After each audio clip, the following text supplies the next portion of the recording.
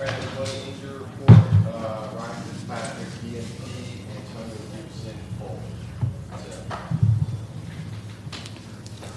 Hey, Ron.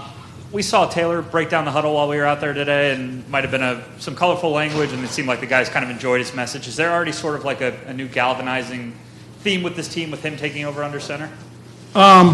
Not necessarily. I just think that that's who Taylor is, and that's kind of how the guys respond to who he is, you know. And whether he broke it down or not, you know, it's one of those things that we talk about. Anybody can lead, so it was his opportunity, so he stepped up.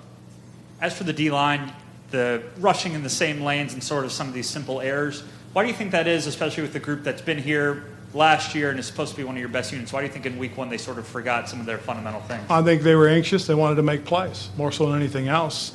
And you watch the way they played, it's not like they got knocked out of it. It's not like they immediately jumped out of it. It's just they saw something, tried to make something happen. And part of it is the discipline of what we are, you know, and that was something that we explained to them and just tried to get them to understand that, hey, you know, the play doesn't care who makes it. You get an opportunity to make a play, make it. But don't try and create it, because if you do, that's what's going to happen. You're going to make mistakes. And that's eventually what happened to us. And it wasn't just at that position. It was several of our positions.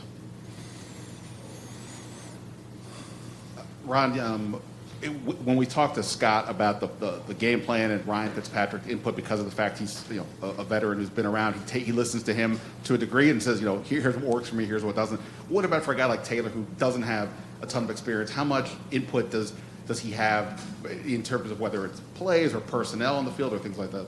Well, I think Scott's going to listen to him. I think what will happen is, what most coaches do after each day, they go over the tape, they talk about what worked and what didn't work, what looked good and what didn't look good. And a lot of times, one of the things that you always ask about too when you're putting game plans together, at least I know that's what I did, and I believe Scott does that, because I know Norv did that, is you always ask the quarterback, what do you feel best with? I used to ask the defensive players, what do you guys like best? What do you feel like best? What do you communicate best? What do you do best? So you're going to get that. That's nothing new. It just, most quarterbacks and coordinators work very well together in terms of what they're going to do.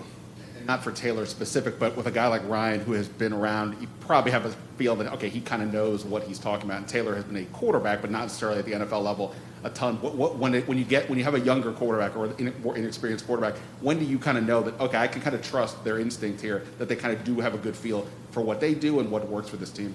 I think it's just from what you've seen. We've seen Taylor do it, in 3 different situations. Last year, Carolina, and then what he did the other day was pretty impressive as well. So I think you're going to trust him enough to know what he likes and doesn't like. I think you're going to trust him to know what he thinks he can do well. I think that's where he is. I think that's where we are with him. And I'll say this.